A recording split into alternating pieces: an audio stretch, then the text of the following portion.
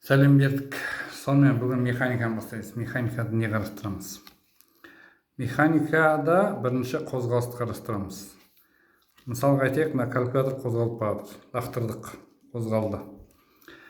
Механикадағы кез келген денені, ол адам қозғалып батыр, ол машина қозғалып батыр, самолет қозғалып батыр, ол машина, поезд қозғалып бар жатыр, таксист, адам, жолаушы, велосипедші, мотоциклші, болмасам калькулятор, тас, доп, тамшы, қызықтырмайды. Барлығында біз оны нүкте деп аламыз.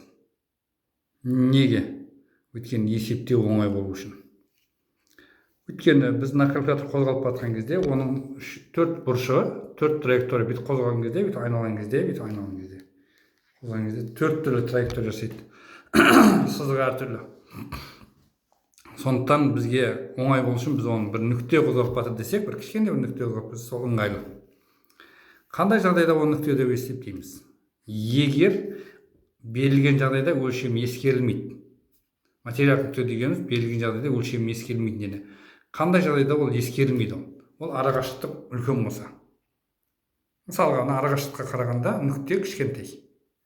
Мысалы, калькулятор осы бөлмеге қарағанда кішкентай. Бөлменің ұзындығы 6 метр, калькулятордың ені 10 сантиметр. Сонда 60 есе кішкентай. 60 есе кішкентай болғандықтан ол нүкте. Нүкте қозғалып батыр. Сонда айтайық, жолаушы ана аялдамадан ана аялдамаға дейін 200 метр деп есептейік. 200 метрдің ішінде жаяудан кетіп барса, 200 метрге қарағанда адам нүкте. Кішкентай ғана нүкте болып саналады. Сондықтан оны нүкте деп есептейміз. Кішкентай адам қозғалып батыр. Енді ол адам жүреді, нүкте қозғалады. Қозғалған кезде оның жәндегі ағашқа қарағанда қозғалады. Сол механика қозғалыс деп аталады. Ағашқа қарағанда адамның қозғалысы, бір дененің басқа бір денеге қарағанда. Ағаш тоқтап тұр, адам қозғалып батыр. Аялдама тоқтап тұр, автобус қозғалып бара жатыр. Столбы тоқтап тұр, машина қозғалып батыр. Станция тоқтап тұр, поезд қозғалып батыр. Күн тоқтап тұр, жер айналып батыр. Жер тоқтап тұр, ай айналып жатыр деген сияқты. Сонда салыстырмалы түрде біреу тоқтап тұру керек, біреу қозғалу керек. Мысалға, мына калькулятор қозғалып жатыр. Телефонға қарағанда қозғалып жатыр. Телефон тоқтап тұр, калькулятор қозғалып жатыр. Сонда механика қозғалыс дегеніміз бір дененің басқа бір денеге қарағанда уақыт өтуіне қарай кеңістікте қозғалуын айтамыз, орын өзгеруін айтамыз. Мынаны материалдық нүкте дейміз. Сонда материалдық нүкте қозғалып жатыр. Берілген жағдайда өлшем ескерілмейді. Мысалға, мына калькулятор, мына телефонға қарағанда материалдық нүкте емес. Мына карандашқа қарағанда материалдық нүкте емес, бірақ бөлмеге қарағанда материалдық нүкте. Себебі мынау біздің жәндегі неміз, калькуляторымыз бөлмеден 60 есе кішкентайда, мынадан бар болғаны 1,5 есе кішкентай деп есептейік. Сондықтан материалдық нүкте болады, егер арақашықтық үлкен болса.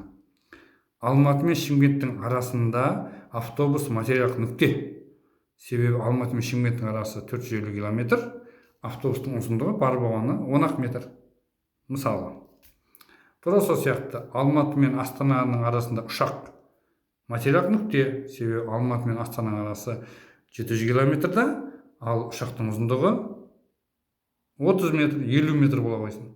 Түсіндіңдер ме? Сондықтан арақашықтық үлкен болған сайын денеміз нүкте болып саналады.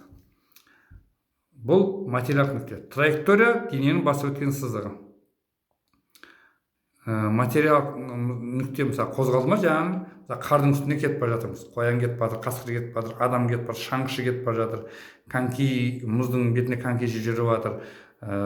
Танкі жаңағы лайды батпақта кетіп жатыр жаңағы. Барлық із қалдыра ма? Із қалдырды ма, сол із, ол траектория. Мысалы, мына калькулятор құлады. Траектория бірақ көзге көрініп жатқан жоқ. Мынау жүрген жол, мынау траектория. Соның ұзындығын жол деп есептейді. Ертең жалғастырамыз.